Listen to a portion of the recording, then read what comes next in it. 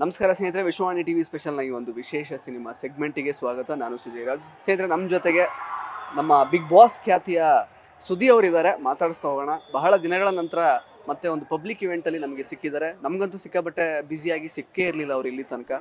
ಇವತ್ತು ಅದೃಷ್ಟವಶಾತ್ ನಮಗೆ ಅವರನ್ನು ಭೇಟಿಯಾಗುವಂತಹ ಒಂದು ಸಂದರ್ಭ ಎದುರಾಗಿದೆ. Sir, yes, congratulation sir. ಮೊದಲಿಗೆ ನಾನು ಕಾಕ್ರೋಚ್ ಸುದಿ ಬಿಗ್ ಬಾಸ್ಗೆ ಹೋಗಿದ್ದೆ. ಬಿಗ್ ಬಾಸ್ ಖ್ಯಾತಿ ಅಲ್ಲ, ಕಾಕ್ರೋಚ್ ಖ್ಯಾತಿ ಪಡೆದಿದ್ದೆ, ಬಿಗ್ ಬಾಸ್ಗೆ ಹೋದೆ. ಲೈಫಲ್ಲಿ ಬಿಗ್ ಬಾಸ್ ಒಂದು ಇವೆಂಟು, ಒಂದು ಕೆಲಸ. ಕಾಕ್ರೋಚ್ ಸುದಿ. ಸರಿ ಸರ್, ಅಫ್ಕೋರ್ಸ್ ಬಿಗ್ ಬಾಸ್ಗಿಂತ ಮುಂಚೆನೇ ನೀವು ಆಕ್ಚುಲಿ ನಿಮ್ದೊಂದು ಹೆಸರು ಮಾಡಿದ್ರಿ. ಬಟ್ ಬಿಗ್ ಬಾಸ್ ಅನ್ನೋದೊಂದು ಈಗ ಆಕ್ಚುಲಿ ಆಡ್ ಆನ್ ಆಗಿದೆ ನಿಮ್ಮ ಪ್ರೊಫೈಲ್. ಅಂದ್ರೆ ಈಗ ನಾನು ಯಾವುದೋ ಒಂದು ಸಿನಿಮಾ ಮಾಡಿದೆ ಅಂತೇಳಿ ಅದರ ಹೆಸರಿಂದನೇ ಅಲ್ಲ. ಕಾಕ್ರೋಚ್ ಅದು ಅದೇ ಹೆಸರು, ಅದೇ ಬದುಕು. ಸೊ ಕಾಕ್ರೋಚ್ ಸುದಿ ಹೌದು, ನನ್ನ ಲೈಫಲ್ಲಿ ತುಂಬ ಒಳ್ಳೆ ಕೆಲಸ, ತುಂಬ ಒಳ್ಳೆ ಪೇಮೆಂಟ್, ತುಂಬ ಒಳ್ಳೆ ಅನುಭವ. ಸುದಿ, ಕಾಕ್ರೋಚ್ ಸುದಿ. ಸರ್, ಈಗ ಆಕ್ಚುಲಿ ವ್ಯಾಲೆಂಟೈನ್ಸ್ ಡೇ ಬರ್ತಾ ಇದ್ದೀನಿ 2 ದಿನದಲ್ಲಿ. ಸೊ ಏನ್ ಹೇಳಕ್ ಇಷ್ಟಪಡ್ತೀರಾ? ನಿಮ್ದೇ ಒಂದು ದೊಡ್ಡ ಲವ್ ಸ್ಟೋರಿ. ಆಕ್ಚುಲಿ ಅದು ಹೇಳಕ್ ಹೋದ್ರೆ ಅದೇ ಒಂದು ದೊಡ್ಡ ಅಧ್ಯಾಯ ಅಂತ ಹೇಳ್ಬೋದು. ಅಲ್ಲ ಅಂದ್ರೆ ಇವತ್ತು ಫಾರ್ಮ್ ಅಲ್ಲಿರೋ ಹುಡುಗರನ್ನ ಕೇಳ್ಬೇಕು ನೀವು. ನನ್ನ ಕೇಳಿದ್ರೆ ನಾನು ಏನ್ ಮಾಡ್ಲಿ? ಸುದ್ದಿ ಅವ್ರು ಯಾವಾಗ್ಲೂ ಫಾರ್ಮಲ್ ಇರ್ತಾರೆ ಅಂತ ಅನ್ಕೊಂಡಿದ್ವಿ. ಇಲ್ಲ, ಖಂಡಿತ ಇಲ್ಲ. ಈ ತರ ಎಲ್ಲ ಯಾರು ನಿಮ್ಗೆ ತಪ್ಪು ಮಾಹಿತಿ ಕೊಟ್ಕೊಟ್ಟು ಕಳಿಸ್ತಾರೆ. ನಂಗೆ ಮದುವೆಗೆ 15 ವರ್ಷ ಆಯ್ತು. ವ್ಯಾಲೆಂಟೈನ್ ಎಲ್ಲ ಏನೂ ಇಲ್ಲ. ನಾನು women's day, mother's day, father's day ಮಾಡ್ಕೊಂಡು ಓಡಾಡ್ತಾ ಇದ್ದೀನಿ. ವ್ಯಾಲೆಂಟೈನ್ಸ್ ಡೇ ಎಲ್ಲ ಮಾಡಲ್ಲ. ಚಿಲ್ಡ್ರನ್ಸ್ ಡೇ ಸರ್, ಅದೇ ನನ್ನ ಮಗಂದು ಚಿಲ್ಡ್ರನ್ಸ್ ಡೇ ಎಲ್ಲ ಮಾಡ್ತಿರ್ತೀನಿ. ಬಟ್ ಈಗ ಲವ್ ರಿಲೇಶನ್ಶಿಪ್ ಅಡ್ವೈಸ್ ತರ ಎಲ್ಲ ಕೊಡೋದಾದ್ರೆ, ಯಾಕಂದ್ರೆ ಹಳೆ ತಲೆ ನೀವು ಆಕ್ಚುಲಿ. ಹಳೆ ತಲೆ ಅಂತಿಲ್ಲ, ಅದೇ ಈಗೇನೋ ಹೇಳದ್ನಲ್ಲ, ಅದೇನೋ ಈಗ ಹಿಂಗೆ ಅಂತಾರಲ್ಲ, ಅವ್ರು ಹಿಂಗೆ ಅನ್ಬೇಕು ಅಂದರೆ ನಾವು ಹಿಂಗೆ ಅಂತಿರ್ಬೇಕು ಅಂತ. ಸೊ ಅವ್ರು ಯಾವಾಗ ಹಿಂಗೆ ಅಂದ್ರು ನನಗೆ ಈಗ ನೋಡ್ತಿರ್ತೀನಿ. ಅದೇನೋ ಫೇಸ್ಬುಕ್, ಇನ್ಸ್ಟಾಗ್ರಾಮಲ್ಲಿ ಹಿಂಗೇನೋ ಹಿಂಗಿದೆಯಲ್ಲ ಒಂದು ಲವ್ ಸಿಂಬಲ್ ಥರ. ಅವ್ರು ಹಿಂಗಂದ್ರೆ ನನಗೆ ಅದು ಹಿಂಗೆ ಕಾಣಿಸ್ತಿರುತ್ತೆ. ಹಂಗಾಗಿದೆ ಇವತ್ತು ಅಂತ ಅನ್ಸುತ್ತೆ. ಅಂದ್ರೆ ನೀವೀಗ ಅಂದ್ರೆ ಈಗ ಹುಡುಗಿಯರು ಕೂಡ ಅವರು ಲೈಕ್ ಅಂದ್ರೆ ಸೆಲ್ಫ್ ಸಫಿಶಿಯಂಟ್ ಆಗಿ ಒಂದು ಫಿನಾನ್ಷಿಯಲಿ ಸ್ಟೇಬಲ್ ಆಗಿ ಒಂದು ಹುಡುಗನ್ನ ಅವ್ರು ನೋಡ್ಕೊಳ್ಳೋ ತರ ಇರಲ್ಲ ಅಂತ ನೀವು ಹೇಳೋದಾ? ಯಾಕಣ ನಾನೇನು ಹೆಣ್ವಿರೋದಿನ? ನನ್ನ ಹೆಂಡತಿ ಏನಾದ್ರು ನನ್ನ ಲೈಫಲ್ಲಿ ಒಂದು ಸ್ವಲ್ಪ ಆ ಕಡೆ ಈ ಕಡೆ ಮಾಡಿ ನನ್ನ ಲೈಫೇ ಇರ್ತಿರಲಿಲ್ಲ ಇವತ್ತು. ಯಾಕಂದ್ರೆ ನಂದು ಲವ್ ಮ್ಯಾರೇಜು. ಅವಳು ಸ್ಟ್ಯಾಂಡ್ ತೊಗೊಂಡಿದ್ದಕ್ಕೆ ಇವತ್ತು ಬದುಕು. ಆ ಥರ ಎಲ್ಲ ಏನೂ ಇಲ್ಲ ಸುಜಯ್ ಸರ್. ಸುಮ್ಮನೆ ಏನೋ ನಿಮ್ಗೊಂದು ಕಂಟೆಂಟ್ ಸಿಗಲಿ ಅಂತ ಹೇಳಿದೆ ಅಷ್ಟು.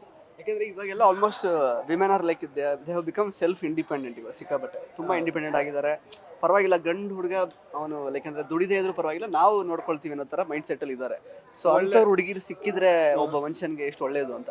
ಒಳ್ಳೇದು ಅನ್ಸುತ್ತೆ. ಹೌದು, ಅದ್ರಲ್ಲಿ ಏನಂತೆ, ಈಗ ಯಾರು ನೋಡ್ಕೊಂಡ್ರೆ ಏನು, ಯಾರೋ ಒಬ್ರು ಮನೆ ನೋಡ್ಕೋಬೇಕಲ್ವಾ? ಆಯ್ತು, ಅವರೇ ನೋಡ್ಕೊಳ್ಳಿ ಬಿಡಿ, ಖುಷಿನೇ ತಾನೆ.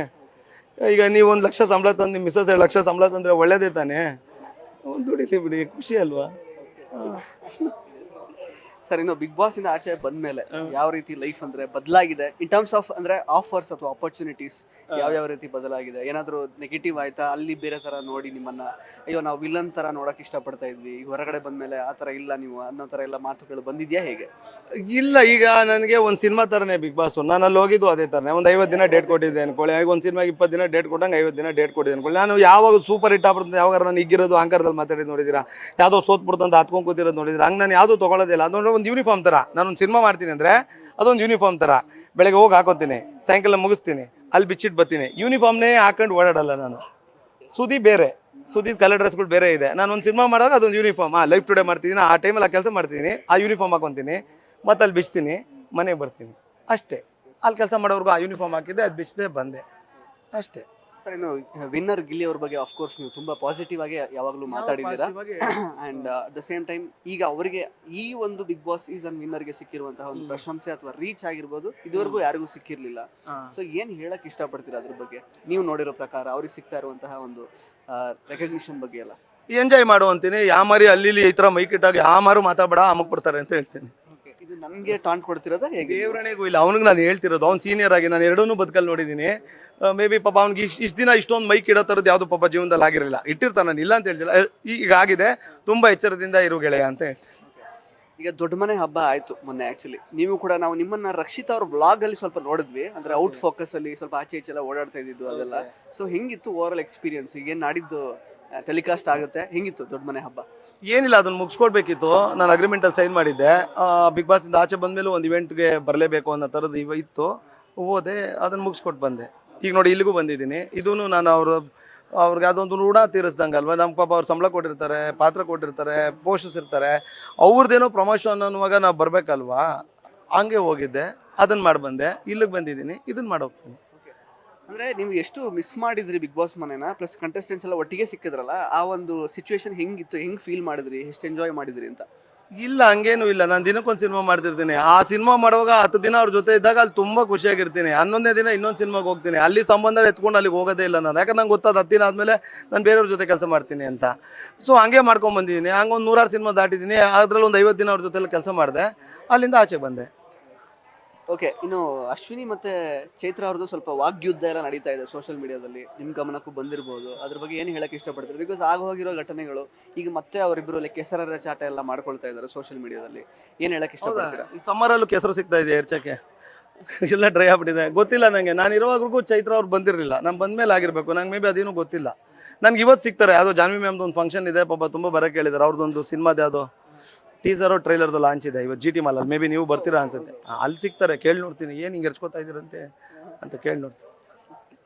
ಓಕೆ, ಸೊ ಸರ್ ಮತ್ತೆ ಮುಂದಿನ ಪ್ರಾಜೆಕ್ಟ್ಸ್ ಎಲ್ಲ ಏನು ಯಾವ ಥರ ಆಗ್ತಾ ಇದೆ, ಲೈಫ್ ಎಲ್ಲ ಹೆಂಗೆ ನಡೀತಾ ಇದೆ, ಅದ್ರ ಬಗ್ಗೆ ಸ್ವಲ್ಪ ಹೇಳೋದಾದ್ರೆ. ಕೆಲಸ ಇದೆ, ತುಂಬ ಮಾಡ್ತಾ ಇದ್ದೀನಿ. ಈಗ ಸೂರ್ಯ ಅಣ್ಣ ಅನ್ನೋದು ರಿಲೀಸ್ ಇದೆ, ಇದನ್ನೇನು ರಿಲೀಸ್ ಹತ್ರ ಇದೆ.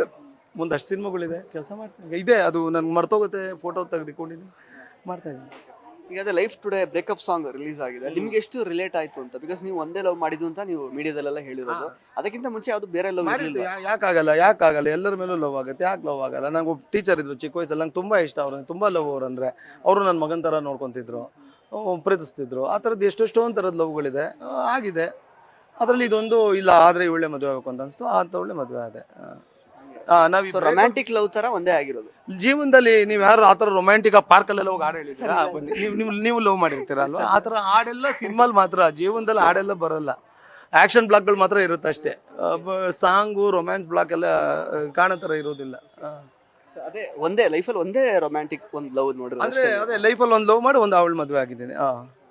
ಅಕ್ಕಪಕ್ಕದ ಆಕರ್ಷಣೆಗಳು ಕರಿತಾ ಇರುತ್ತೆ, ನಮ್ಗೆ ಎಷ್ಟು ಬೇಕೋ ಅಷ್ಟು ನೋಡ್ಕೊಂಡು ಮುಂದಕ್ಕೆ ಹೋಗ್ತಾರೆ. ಇರುತ್ತೆ, ಯಾಕಿರಲ್ಲ? ಗಂಡ್ಮಗ ಅಲ್ವಾ ನಾನು? ಯಾರಿಗೋ ಒಬ್ರಿಗೆ ಇಷ್ಟ ಆಗಲ್ವಾ?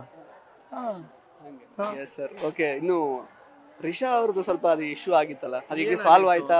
ಮನೇಲೆಲ್ಲ ಈಗ ಸಮಸ್ಯೆ ಕ್ಲಿಯರ್ ಆಗಿದೆಯಾ? ಪೀಸ್ ಆಫ್ ಮೈಂಡ್ ಇದೆ ಹೇಗೆ ಅಂತ? ಅವತ್ತು ಸುಮ್ಮನೆ ಕಂಟೆಂಟ್ ಬೇಕು ಅಂದ್ರು ಇದೇ ಥರ ನಿಮ್ಮ ಸ್ನೇಹಿತರು ಸುಮ್ಮನೆ ಹೇಳಿದ್ದಷ್ಟೇ. ಹಂಗೆಲ್ಲ ಇದ್ರೆ 130 ಸಿನಿಮಾ ತಡಕ್ಕಾಗತ್ತಾ ನಾನು? ಅಲ್ವಾ? ಮನೆಗೆ ಹೋಗಂಗಿಲ್ಲ ಹಂಗಾರೆ ನಾನು ಮಾಡೋ ಪಾತ್ರಗಳಿಗೆ. ಇದರಲ್ಲೂ ಅಷ್ಟೇ, ಪಾಪ ಹೀರೋಯಿನ್ನ ಗೊಳಾಡಿಸ್ಬಿಟ್ಟಿದ್ದೀನಿ ಒಂದು 2-3 ಸೀನಲ್ಲಿ. ಹಂಗಾರೆ ಅದು ಹಿಂಗೆ ಹಂಗೆಲ್ಲ ಏನೂ ಇಲ್ಲ. ಸಿನಿಮಾ ನಮ್ಮ ಮಿಸ್ಸಸ್ ಗೊತ್ತು, ತುಂಬ ಮೆಚೂರ್ಡ್ ಅವಳು. ಈಗ 16-17 ವಯಸ್ಸಿನವರಲ್ಲ, ಅವ್ರಿಗೂ ಒಂದು 30-33 ಮೇಲೆ ಆಗಿದೆಯಲ್ಲ, ಅವ್ರಿಗೂ ಮೆಚುರಿಟಿ ಲೆವೆಲ್ ಇದೆ. ಅದೆಲ್ಲ ಪಾತ್ರಕ್ಕೆ ಮಾಡ್ತಾವೆ, ಏನೋ ಮಾಡ್ಕೊಳ್ಳಿ ಅಂತ.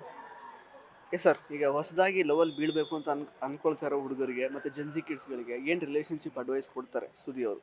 ಅಡ್ವೈಸ್ ಮಾಡೋಷ್ಟು ದೊಡ್ಡವನಲ್ಲ ನಾನು, ಅಷ್ಟೊಂದು ಗೊತ್ತಿಲ್ಲ ನನಗೆ. ಮದುವೆ ಮಗು ಆಗಿದೆ ನಿಮಗೆ? ಮದುವೆ ಮಗು ಆದ್ರೆ ಅಡ್ವೈಸ್ ಮಾಡಬೇಕು ಅಂತ ರಿಲೇಶನ್ಶಿಪ್ ಅಡ್ವೈಸ್ ಮಾಡೋಷ್ಟು ಆಗಿದೆ. ಈಗ ನಾನು ಒಂದು ಯಾವುದೋ ಡಿಗ್ರಿ ಮಾಡಿರ್ತೀನಿ ಅಂತ ನಾನು ಪ್ರೊಫೆಸರ್ ಆದೆ ಅಂತಲ್ಲ, ಡಿಗ್ರಿ ಮಾಡಿರ್ತೀನಿ ಅಷ್ಟೇ. ಅದು ಪ್ರೊಫೆಸರ್ ಅದು ಬೇರೆ, ಅದು ಇನ್ಯಾರೋ ಕೆಲವ್ರು ಮಾತ್ರ ಟೀಚರ್ ಆಗಕ್ಕೆ ಸಾಧ್ಯ. ನಾನು ನಮ್ಮ ಮಿಸ್ ಡಿಗ್ರಿ ಮಾಡಿದ್ರು, ಅವ್ರು ಮಿಸ್ ಆಗಿದ್ರು.